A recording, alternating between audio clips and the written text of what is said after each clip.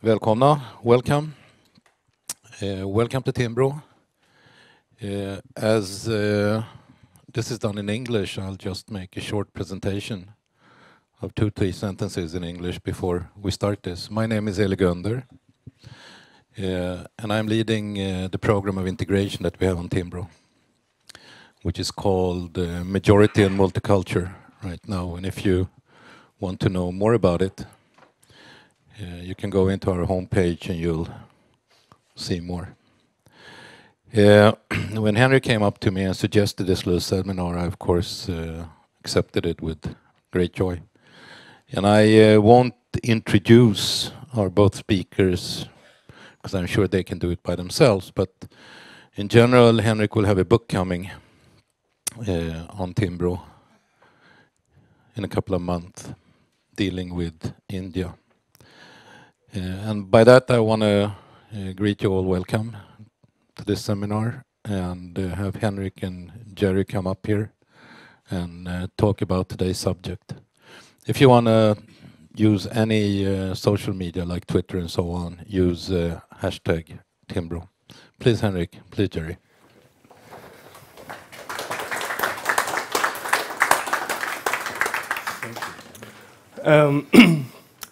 Hello, everybody. My name is Henrik Sundbom, and as Eli just told you, I've been spending quite a lot of time the past months writing a book called På spaning efter det nya Indien, Searching for the New India, that will be launched in the end of August.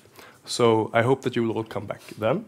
I'm also the chairman of the Sweden-India Society and the editor-in-chief of web platform called idagora.se, aggregating editorial articles from different newspapers around Sweden. But I'm not the head person today, the main person of interest. That is, of course, Jerry Johnson standing next to me. And I was so glad when I heard that you were coming to Sweden. You're actually here on behalf of the Swedish Institute and not on behalf of Timbro in Sweden. But you are working at one of India's biggest private companies, Reliance Industries, with its, and you are working with its chairman, Mr. Mukesh Ambani, who is actually the richest person in India. I think so, yeah. Yeah, I think probably, that, yes, and yes. quite famous for it too. Keeps fluctuating depending on how you measure it, yeah. Market value. And you are working with intercultural communications and how to adjust company cultures for... Right, but not necessarily intercultural, but more like business culture. Yeah.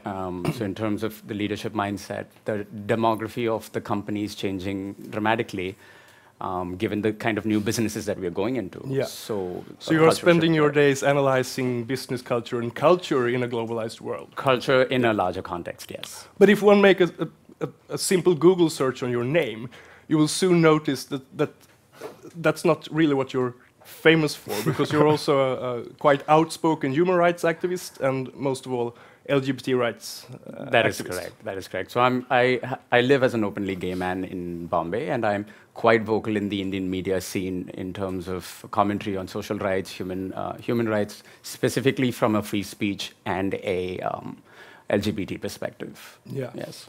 And when we first met a few years back, I had just read a column that another friend of mine, Arefa Tessin, who is a columnist for The Hindu, had written about the difficulties for a cousin of hers who is a Muslim to find an apartment in a fancy area of Bombay, with the headline "No Muslims, Please," about the quite harsh discrimination that Muslims face in at least some aspects of the Indian society. And we met. I had just read this article, and you told me that you're openly gay activist, right. Quite outspoken, people know who you are. And my immediate question was, of course, how do you find a place to stay? Where can you find an apartment? And I think that the answer that you gave me is interesting enough to start this conversation with. Sure. Yeah, when you asked me that question, turns out that I had just been evicted from a Christian neighborhood that I used to live in because they found out about my sexuality And they came up with certain excuses to get rid of me, basically, from there. Me and my partner, we were living in that apartment together. So as it turns out, we were hunting for spaces to live, and where we found an apartment that was both economical and welcoming turned out to be a Muslim neighborhood. So me and my partner, we've been living now there for, I think, more than 4 years in a predominantly Muslim building society.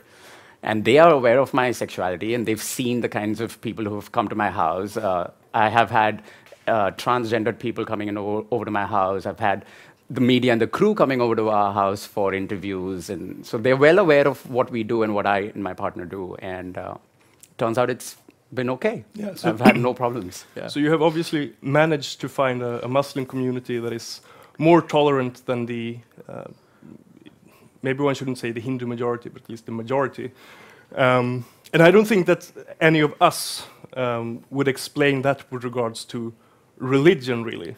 I don't think it's a matter of religion. No, it more has to do with experience and culture.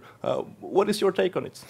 But I mean, well, there is an intersection of religion and culture at all times, because if you look at culture, culture is also a set of ideas. And if you look at religion, religion is also a set of ideas. So your culture and your religion will play an intersecting role. But my experience as a gay man living in a Muslim neighborhood is about a common shared experience of being a minority. Now, one would argue that even the Christian community or the Catholic community that I was asked to leave, they are also minorities in India, because India is a majority Hindu country. But then as we were having a conversation about this, Hinduism is not a monolithic religion. So there are minority experiences even within Hinduism. There are so many gods in Hinduism, and which god you worship and which caste of Hinduism you come from, and therefore what communities and tribes and clans that you associate yourself with will also create your minority or majority experience.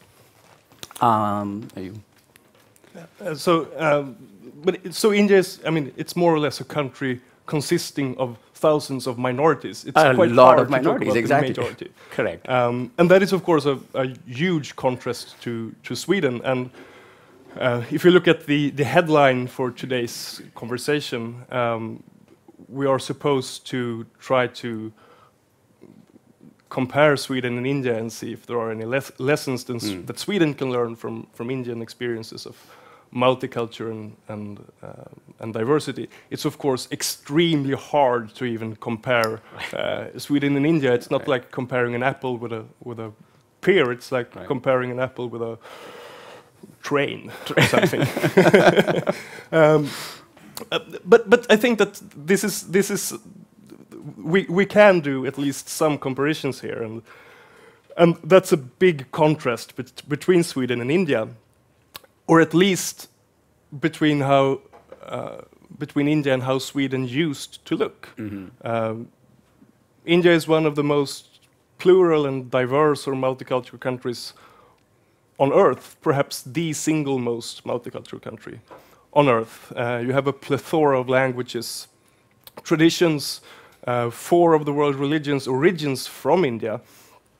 Can you just briefly describe this plurality and how you manage to share a common nation in spite of all these differences? Right. So, yeah, as we said, India is basically composed of 1,000 different kinds of minorities. And if we did not have some way of getting along, we would not have existed as a country as so far, or even as a civilization. And I think it traces back to some of the original ideas that originated from the Indian subcontinent, and which includes Hinduism, which includes Buddhism, which includes Jainism.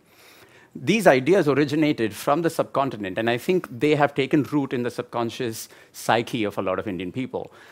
And I think, as I said earlier, religion and culture have intersecting roles, and I think we can look at it from a contrast to some Western frameworks of religion and culture and how that seeps into your subconscious. I've just created a few slides. So if I do a Google search for God on Google, I'll get this. Okay? I do a Google search for G-O-D, God, and I get white men, apparently Jesus, here. Now, if I just add a letter S and make it gods, this is what I get, right? So we get women, we get men, we get some gods in the middle whom we can't really classify as any kind of gender. And we've got a plethora of people and cultures that believe in certain kinds of entities. Now, if you look at, there's a second search that I did. I did a search for people, just people, on Google, and this is what I get. Nice stock images of diverse people. You've got all your check boxes. You've got your brown, your black, your white, or women. Everything looks very politically correct and neat. But they are still like a very, even though they have different color, it's a quite narrow section of like American European middle class. Certainly. Now you do a Google search for Indian people. And the kind of diversity you get a guru or a monk, you get young kids, you get people of so many different colors and hues, women in different clothes. The contrast is striking. So perhaps there is a parallel between the gods we have worshipped and the kind of people we have become. Perhaps there is a parallel between how we see the world as one God with one book, namely the Bible, one set of commandments, and therefore one way of living, versus a culture of 5,000 years that looked at so many different kinds of gods with not a single book, but many different books that talk about ways of living, and therefore no one set of rules to define what is a good life. Indeed, in Hindi, there isn't a translation for the word evil. The word evil has no translation in Hindi, which gives you a sense of the possibility that we don't believe in evil and therefore judgment day and therefore hell, or the contrast of it, heaven and therefore the good way of living, and therefore a very strong ethical perspective. Now, whether that is a good thing or not, whether it has its cost and benefits, is obviously open to debate and interpretation and also as evidence, but it's just to give you a sense of how the worlds are different, the Western world and the Indian subcontinental world. Another aspect of diversity and multiculturalism is, this is the Indian currency note. On the left, your left, there are a set of languages that have been codified into the Indian currency. So these are the officially recognized languages. But of course, these are all, not all. The Indian Constitution actually recognizes even more. Up to, I think, 24 official languages are recognized. And one thing I remarked, Henrik, over here when I came, I was like, Swedes speak such fluent English. And yet, I don't see any English signs, any English direction, any English notifications anywhere. And you speak brilliant English. I mean, I was, because in comparison to my travels in, like, say, South America or in France, where people struggle with English a little bit. So it's an interesting contrast. So we have languages in India where a lot of people speak English and Hindi and then another regional language and several other languages. And we have kind of managed to recognize that diversity into our systems. It's the next slide. Yeah, but this is, I mean, this is something that you've been discussing for about 100 years. Yeah. I mean, even in the early independence movement, this is something that was a big concern. I mean, that's what the founding fathers talked about in India. Mm-hmm. When we become a nation, how will we manage to share this subcontinent between each other? Right. And there was a big worry, of course, that it would become a lot of unrest, and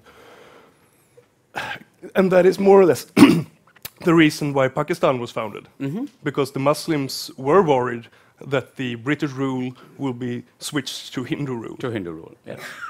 Right, certainly that was the concern of the founding fathers at that time.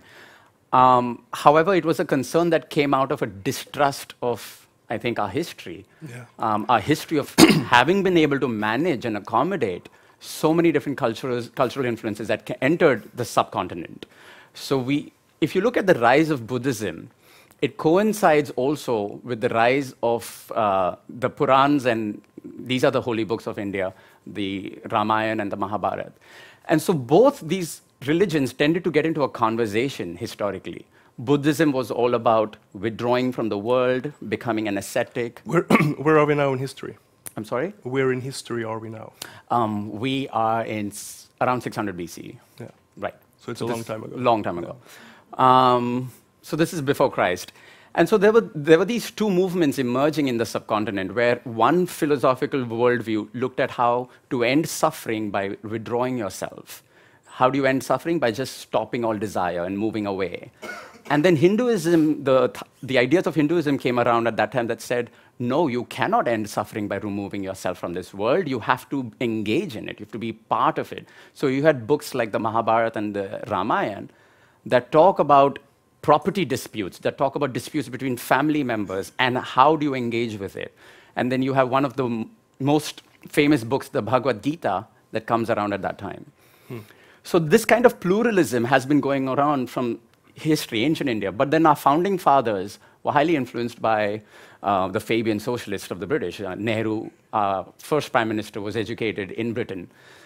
So they wanted to institutionalize a form of secularism and a form of neutrality that did not allow for these kinds of conversations to happen and organically shape itself, but institutionalize a clinical, neutral kind of a society. And India has never been the state has never been religious. I mean, ever since Indian independence, it has been a secular state. Even it's the most religious country on earth. Right.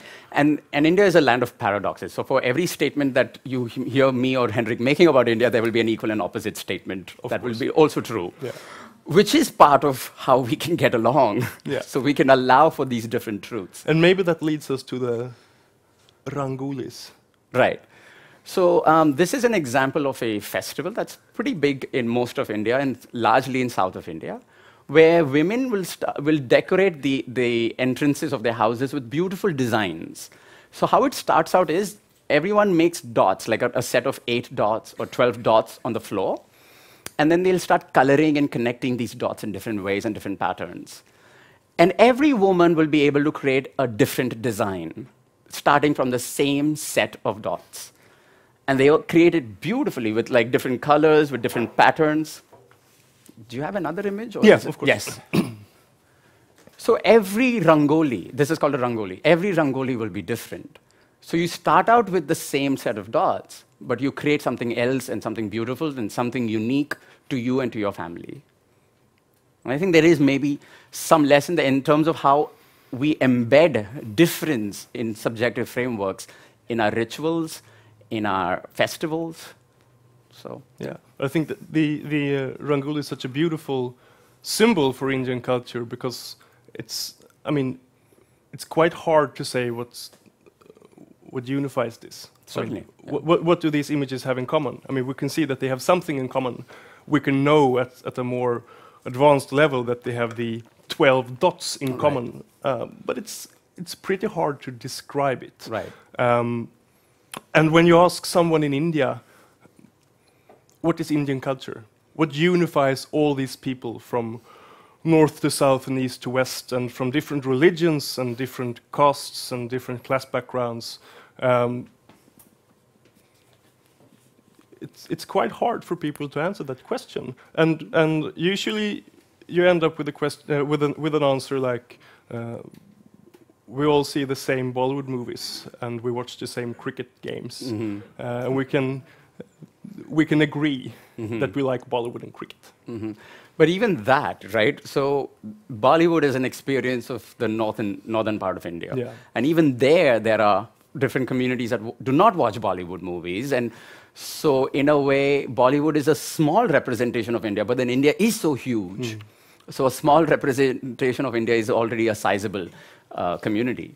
But then there are other movie industries in India, such as the South Indian Lollywood and Tollywood and all these various industries. So I think one of the ways in which we are able to deal with each other is just by letting each other be. Yeah. There is no need for us to assimilate, and we don't experience that need to assimilate. You can practice your different practices, you can worship your gods, you can have your different cuisines, you can watch your different movies, and I don't have to. And so we all kind of create our little worlds in India, and therefore India has such a plethora of different worlds and different communities within castes, within cultures, within regions, geographic regions. Yeah, And that's the only way for us to be able to manage. But not everyone would agree with you when it comes Certainly. to this. And in Sweden, we have never really had the need to discuss this kind of topics, like national culture and what unifies us as a people. It's a quite recent discussion.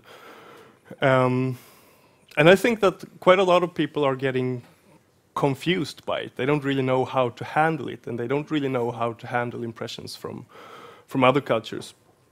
And we see forces on the far right to try to define a Swedish culture that excludes a lot of our more recent inhabitants. They try to find our versions of cricket and Bollywood. Right. And that is, as you say, it's a quite shallow way to describe a culture. It's not what really Right. matters, and that is not what makes it possible for us to share a nation or a country. Right. We have to find the 12 dots, perhaps, and not the colors of the rangoli. Right. But you also have a blossoming debate like this in India, with more and more people talking about national culture.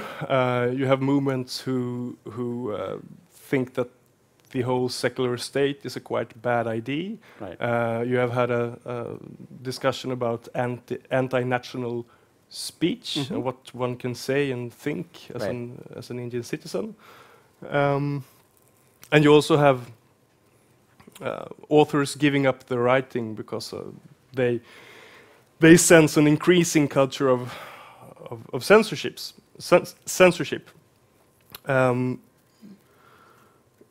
Is it possible to define a national culture? I mean, and this is something that is highly relevant in both our countries. Is it possible to even find those 12 dots without ending up with a joke, like cricket, Bollywood, or handshakes, and midsummer, or what we would find in Sweden? Yeah. See, I don't want to give you the impression that everything is fine and great with India. There's plenty of conflicts as well, as you probably read in the news. But is it possible to find the 12 dots of India? I want to say yes and no. And then that is a very typical Indian response. The yes is that there are all of these roots of the various Indian thoughts, like Hinduism, Buddhism, and Jainism, which has permeated our subconscious, which does frame the way we look at everything in the world. So regardless of if we are coming from the south or the north or the east or the west of India with different geographic differences and linguistic differences, we've been immersed in very similar stories.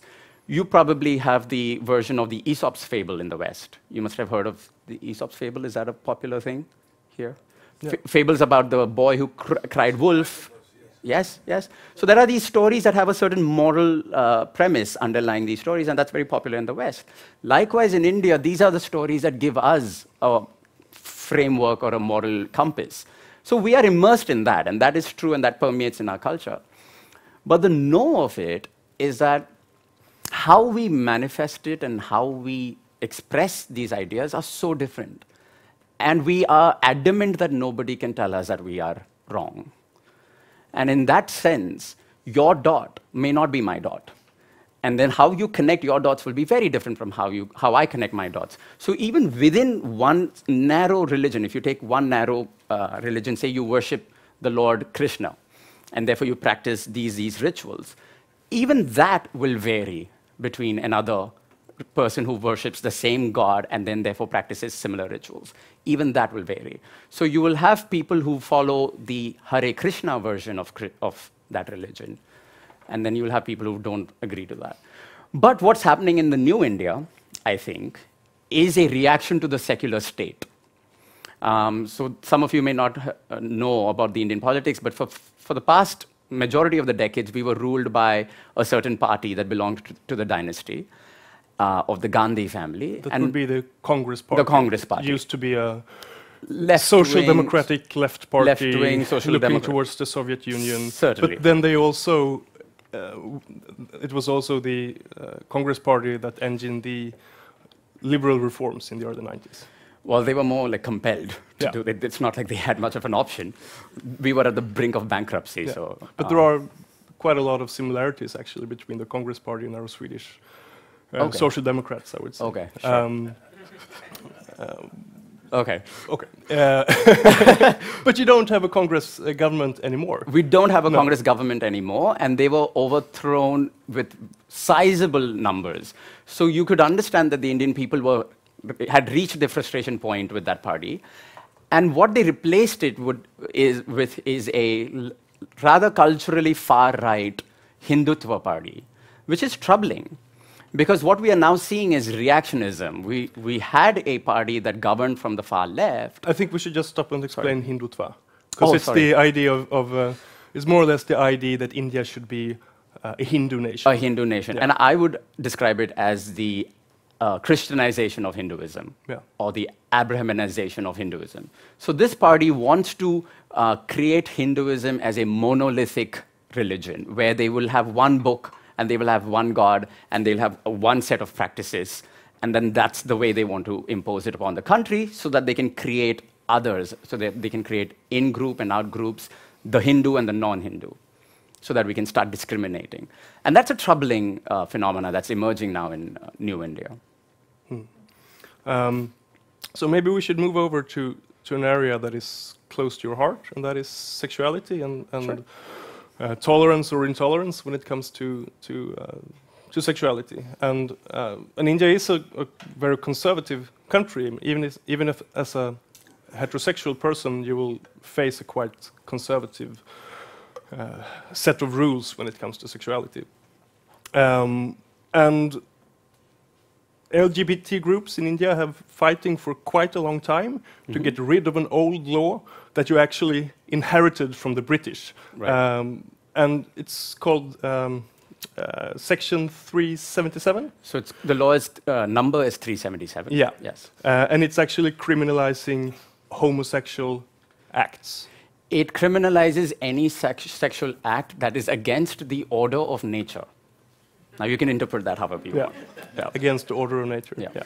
Yeah. So, can you explain this law and why it's still in place, and also tell us a little bit about how it is to live as a homosexual in India of today? Sure. And perhaps I'm curious, has there ever been a better time to be gay in India? Sure. Because we usually talk a lot about the intolerance, but is there can one point out a year that is not prehistoric in the 600 before Christ, when it was actually more accepted than it is today? Certainly. But first I want to go back to your point about India being conservative. It's true, and it's also not true. We are a country that do not debate abortion. Does that make us conservative, or does that make us liberal? Whereas societies like the American culture still debates abortion rights. You know, we are also a country that had a female prime minister way back in the early 60s and 70s. So it's debatable when you say India is conservative. In some ways we are. And then in some ways we are well ahead of some of the conversations that are currently taking place in Western countries. So having said that, in terms of Section 377, it is a British law that the British Lord Macaulay actually imported into India at that time, because that was the culture that the British had, and that's their moral system. So we had adopted it. Now the problem is the Hindu right wing, or the current government, has embraced this law as an aspect of Indian culture itself. Now they look at homosexuality as an aberrant from Hinduism and from what our culture had celebrated. But you don't have to go into prehistory to see that our gods, and we worship these gods today, our gods have been queer all along. We have one male god who changes his gender to become a woman to have sex with another male god, because that male god was not willing to have sex with anyone. So there are tons of stories. This is just one example. There are tons of stories about how, for instance, the example of a complete man is a god that stands in a feminine position and has very feminine features, and he is worshipped as the complete man. And these are happening in today's times, in current practices, and we don't have the image of that, unfortunately. No, I should have added that as a Yeah, slide. but I mean, you don't have to take the extreme, the complete man. I think it's enough to take a mainstream image of Shiva like this one to see that it's not the traditional male attributes. However, if you see more modern recreations of the Lord Shiva, suddenly he's become more muscular. You see the abs and everything. And it is a very modern interpretation, and it is signaling a certain trend towards boxes and categorizations of our gods. But historically and traditionally, all of our male gods were very feminized. And there are images of our female gods sitting on top of our male gods, expressing or more like demanding pleasure. So there's all kinds of variations and permutations within which these gods have been framed and worshipped. So that's a current reality in our metaphysical universe. But our political movement is moving more and more towards the Abramanization of Hinduism, which is unfortunate. Yeah. So from the context of homosexuality, Hinduism would have been very comfortable with queer diversity. There is a line that dates back all the way in 5,000 years ago in one of the earlier books that talks about diversity embedded as an aspect of nature. That which you don't understand is diverse. So these are the thoughts that have come from the history of Indian mythic thought. I don't want to call it Hinduism because it's not really a religion as much as it's a mythic, it's a body of knowledge, a body of ideas that originated in this subcontinent. Unfortunately, we are losing that. Yeah. Yeah. Very smart comment on that. What is Hindu and what is Indian? I just reread an old book by Paul Brunton, who was a British who traveled in India in the 20s, I think, living with holy men and trying to seek their knowledge and write about it in a way that a Western audience could understand then. And it's striking when you read this book that some of the holy men, the naked saints wandering around the streets that he meets, are actually Muslims. Yeah. And you wouldn't expect that today. And it's interesting that the trans community in India, which is a cultural identity, or they are called hijras. So they are the transgendered community in India. They are culturally aligned to Islam. They're culturally aligned to Muslims. So they are considered to be Muslim, and they attend their huge festivals in mosques and the holy tombs of some saints where they are celebrated, they dance, they mingle with each other. And this is, and in fact, a friend of mine who is a trans person, she recently was made into a goddess in Hindu, according to Hindu rituals. So there is a beautiful photograph of her sitting on a chair, and there are men, I'm assuming heterosexual men, I'll just assume that they are heterosexual, and they are worshipping her, and they're doing rituals in front of her. Now, because this image became viral and circulated in India, she was abandoned by her trans community because she was practicing un-Islamic practices. She allowed herself to become a Hindu goddess, which violates Islam. Right? But I think we should stop for a while at the transgender issue, because this is something where it becomes so obvious that Sweden and India belongs to two very different cultural spheres. And in Sweden, we are so used to people consisting of men and women.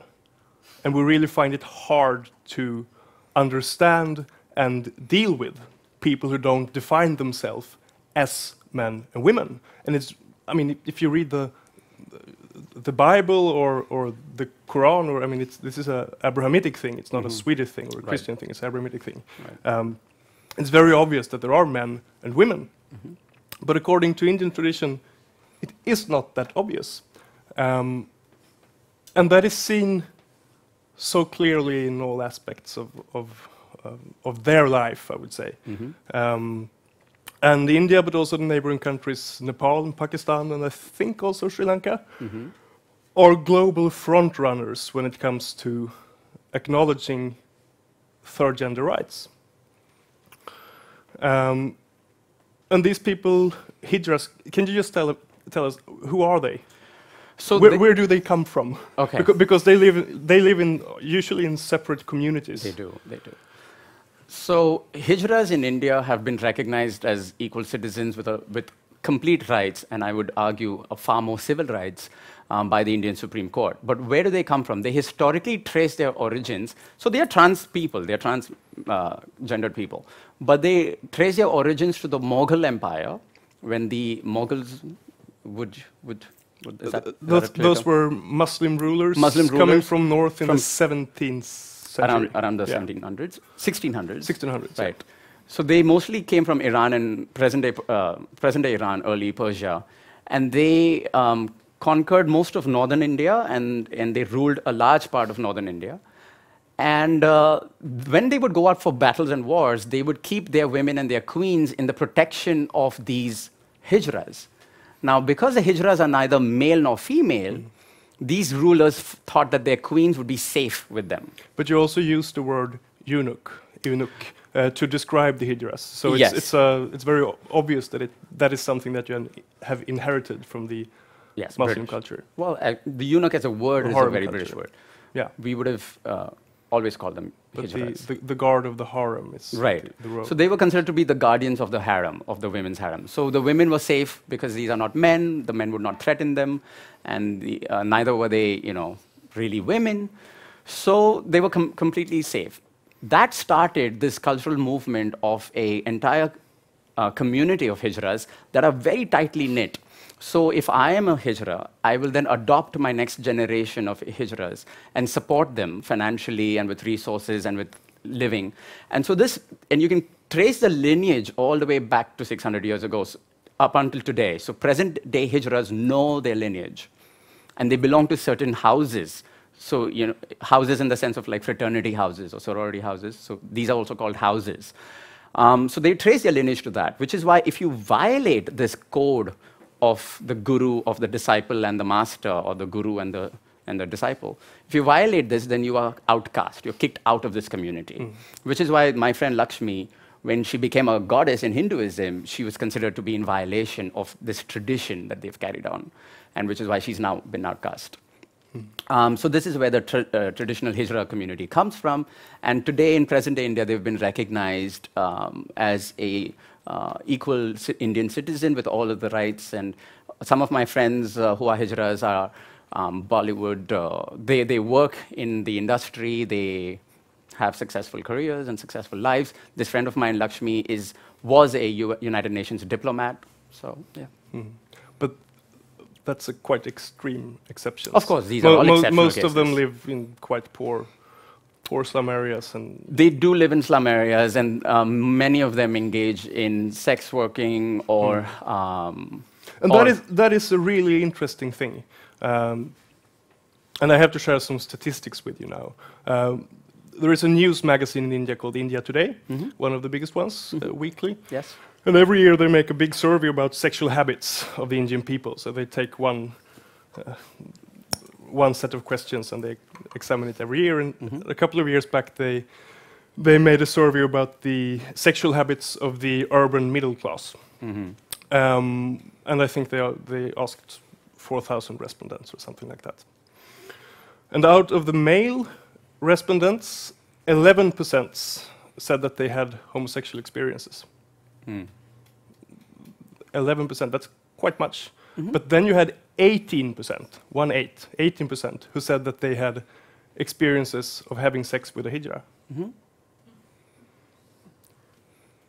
And now, from my very Judeo-Christian perspective, it would be easy to say that most hijras are biologically men. And if you have a relation with such a person, it would be some kind of homosexuality. But obviously you have at least 7% of the respondents in this survey who said that they had those experiences, but they had not homosexual experience. So that is not considered to be homosexuality. Right. It's something else.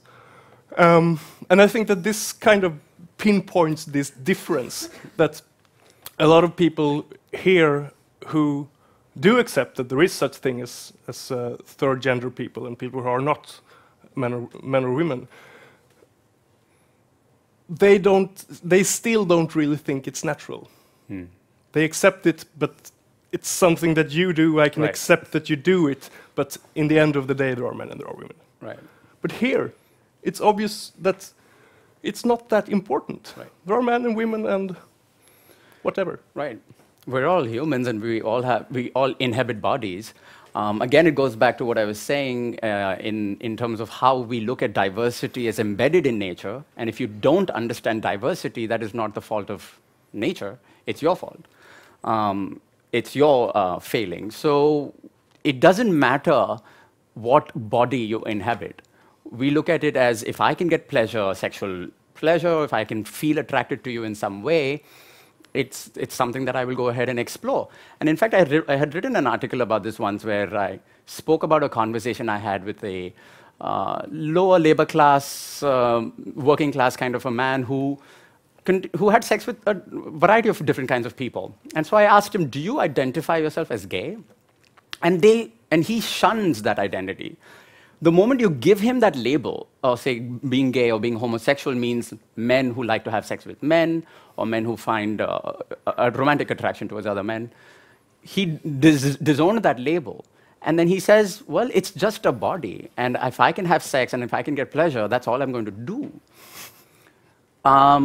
Which gives you an insight into the way in which they look at fluidity in sex and in sexuality without being encumbered by labels and identities that have become, I mean, it's a largely modern phenomenon to start classifying nature and reality in these boxes.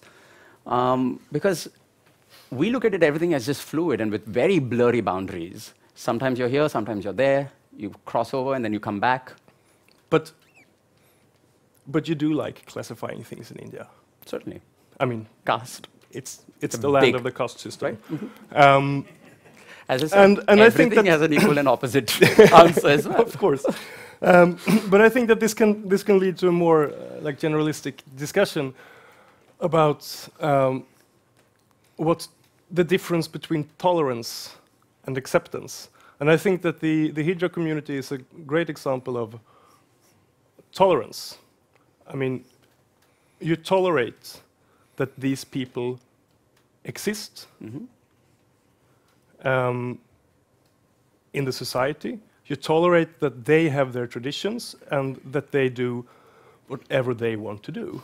Right. And it's the same thing with the caste system in many ways, that the high castes who are forbidden to do a lot of things, eating meat, for example, they tolerate that people from lower castes do that. They wouldn't do it themselves, but they tolerate that other people do it. They wouldn't have it in their house. They wouldn't have their children marry someone from the other group, but you tolerate that it is there. And if you give birth to a person that is hard to classify when it comes to gender, it's quite usual that you more or less give the child away to the Hijra community? Or was it more like a historical practice? It was a historical practice. Okay, but it used to be like that. Yeah. Yeah. Yes and no. And of course, it's India. And no. As I was going to say, there are some upper caste people who also eat meat. Yeah, of course. Yeah. So again, there's all kinds. And not only upper caste people, there are upper castes who eat meat. Yes. Yes. Upper caste. You will find. Yes. But is that the way tolerance works in India?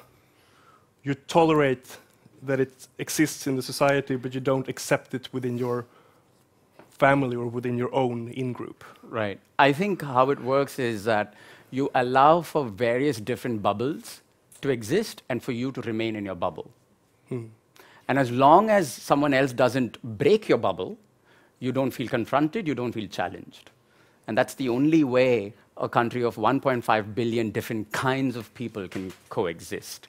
We do not aspire to create one big bubble, although that is now happening. As I said, with the new India and with the new kind of political parties coming in, there is this need to create one big bubble where we are part of this bubble and you are not, and you're an outsider. So likewise with caste, as I said, there is little bubbles of upper caste who don't eat meat, and then there are bubbles of upper caste people who do eat meat, and the two never marry, and the two never interact in intimate social ways. But with economic advancements and with bigger cities, what happens is you keep brushing against each other, and so untouchability, which used to be this evil of history of India, where you wouldn't want to even touch somebody or even pass by the shadow of somebody of a lower caste, simply just is unsustainable in a large city where you're in crowded trains and buses, and you're up in the nose of someone else. And Yeah, but it remains in the smaller villages. In many it parts does. of It India. still does remain in smaller villages. Yes. Yeah. But it's, I mean, that's extremely interesting how you, when you move into a mega city like Delhi or Bombay or Bangalore, it's impossible to keep track of each other, but it's also impossible to avoid each other. Exactly, and it's impossible to even know your caste background unless I spend some time to ask you your name and your village and the background you come from. So, yeah. One more challenge when it comes to plurality and multicultural that we face today in Sweden and in large parts of Europe and all over the world, perhaps, is what we can say to each other and how we say it. We talk a lot about hate speech. Am I allowed to offend you? Am I allowed to offend your person, your political beliefs, your religion? In India, you have hate speech laws, and it's especially mentioned that it's forbidden to outrage someone's religious feelings. What do you think? I mean, because you come from a Christian background, but I don't think that you are that religious. I'm not at all religious. Not at all.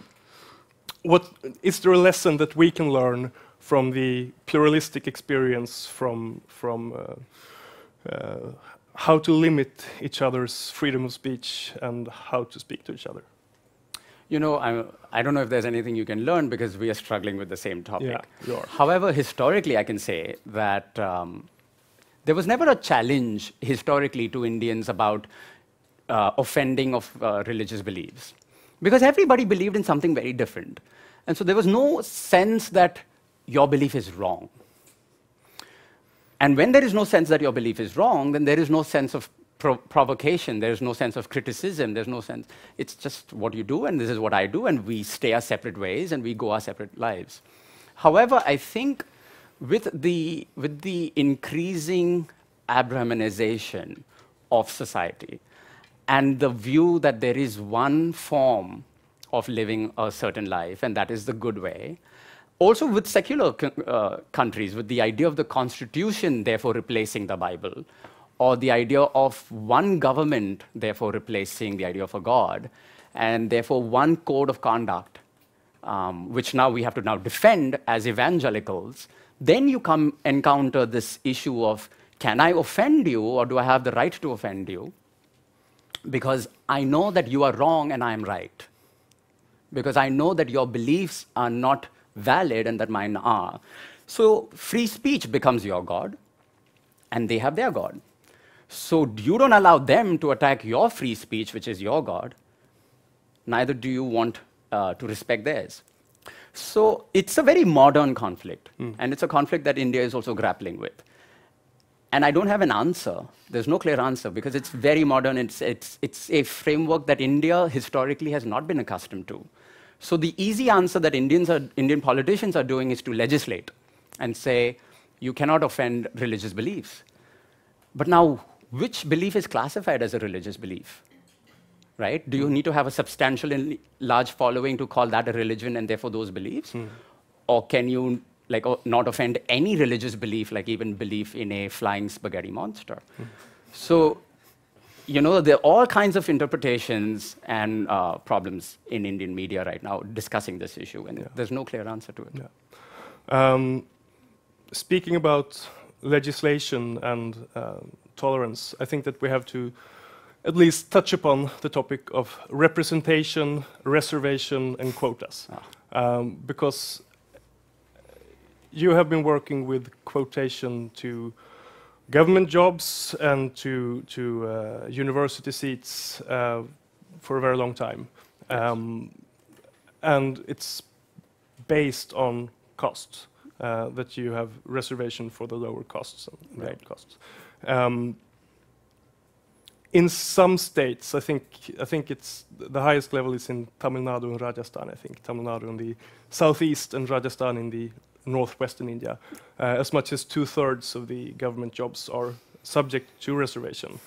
And this is something that we are talking more and more about in Sweden too.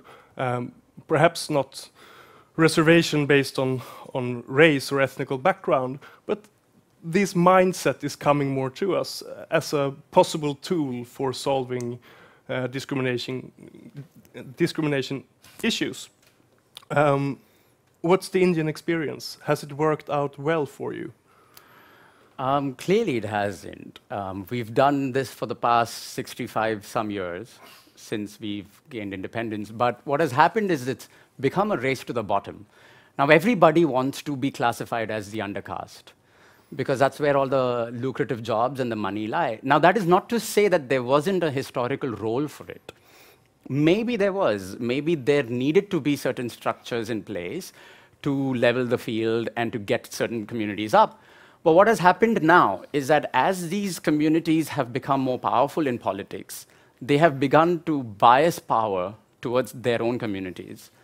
And so we have some very powerful politicians who come from the lower castes. And they're, like a female politician, Mayawati, who's very powerful in the northern eastern part of India. She is on a national scale a relevant politician. But if you look at the way they conduct their legislations, it's mostly skewed and biased towards a certain community that she favors. So it has led to agitation of different castes now. Now everybody they start slicing and dicing their caste backgrounds into the most narrowest identities and say that this identity has not been included historically in the reservation system, and therefore we need to include that. And till today, so even currently in the news, we have agitations happening across India about communities that want more reservations and more benefits. So it's a difficult question. It's difficult to, is removing all reservations the answer? Probably not. It would lead to such major upheavals and conflicts. So there was a time perhaps when it could have been done and we could have phased it out. I think that time is gone. Yeah. But are there any reservations for non-Hindu groups? Yes. There are? Significantly. In fact, a lot of the reservations are either for the lower caste of Hindus or for the Muslim minorities or for the other backward classes which are non-religious. So typically they would be Buddhists or completely non-religious. Yeah, and you also have the tribal people. And the tribal people, yes. Quite different set of beliefs. Yes. And this reservation is now moving beyond government jobs to also now include private sector jobs, which is slightly troubling. Yes. So yeah.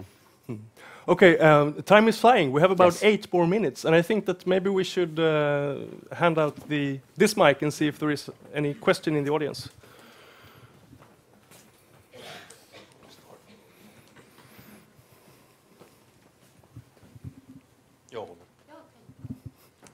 Hi, thank you for a very interesting talk.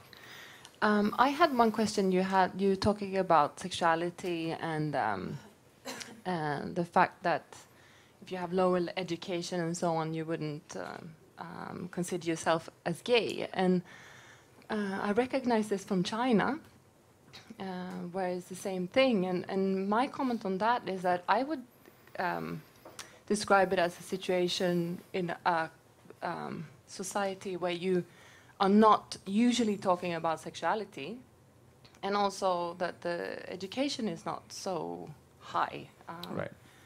What is your comment on that? That is a certain point of view that says that perhaps you're not aware of sexuality and therefore your own behavior, you don't have enough insight into your emotions. That might be the reason you don't classify yourself. That is arguable, but then the other aspect of it is that India is highly sexual. We literally came out with a book on sexuality much before anybody. The Kama Sutra. And our temples are replete with sexual figures and sexual positions and gods engaging in sexuality. And the temples have been historically places where the village or the community would engage in sexual behavior. So from that history of comfort with sex and sexuality, Today, we are reaching a place where we're becoming conservative about sexuality, and we are now making it taboo. So is it because of lack of education, or is it because of certain other cultural ideas or beliefs intersecting with religion that's now taking hold? So this, I don't know the easy answer to that. Yeah. Hi, Maud Fruber from the Red Cross, and thank you very much also. I want to talk to you a little bit about the words mix and fusion. Swedes, we love New York, and we go there and we said, wow, what a beautiful mix of people. India, to me, when I lived there, was fusion, because you have a propensity to also steal from each other and enjoy each other's traditions and all of that. What does it take to become, if Sweden should take a lesson here, to become more engaged in fusion, that sort of share what we have and be proud of the diversity, as you were talking about? Yes, I would say fusion without having lost your own core or your cultural heritage. That's, I think, you would describe the Indian experience, where we assimilate so many different kinds of influences that come into India. For example, you brought up China. There's a whole cuisine called Chinese food in India that no Chinese person will recognize as Chinese. So we fuse other influences and we make them our own, but then we add our own flavor to it. We add a big dose of India to it. I think that anyone going to a Christian wedding in India, a Swede going to a Christian wedding, would be surprised to see how Indian it is, and it's not that doesn't feel Christian to us. Really. And if you go to I was so astonished. I stayed in Bangalore for a while this fall. We had a small, I think it was a saint's grave, the grave of a Muslim saint. And when you entered it, it was just like entering a Hindu temple, only that you had replaced the images of the god with an image of Kaaba in Mecca. So it's it's always like that in India. And you can even find Hindu temples with small statues of Jesus in them. Certainly. And even in Indian households with all kinds of gods. So you'll have an Indian Hindu person worshipping Jesus, and there'll be the Kaaba, and there'll be all their gods as well. So it depends on what you want and whom you ask and what is the need that you're trying to satisfy.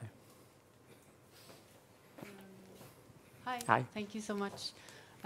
Why is this Abrahanism taking place, would you say? And are you also worried about tolerance in India and freedom of speech? Certainly very worried. Why it is taking place, I can speculate on two reasons. One is historic colonialism from the British, which followed the Mughal Islamic colonialization, but also now a modern reaction to what's happening in the world. Because Hinduism is not monolithic, some Indian people see that as a weakness, not as strength. Because we don't have one God to rally around and one book to rally around and create a strong group of people that will voice a reaction to the West, they are thinking that it's a weakness and that we need to become one big, strong group. And I think that is the reason for the modern Abrahamanization of Indian cultures. It's a reaction. It's trying to build muscle to react and respond to the West. As India becomes economically advanced, we want to also have a strong cultural influence. Unfortunately, they see that cultural influence as being just a mirror of Christianity or Islam. I think we should respect the time, since a lot of people are going back to their offices. So we have time for one last question.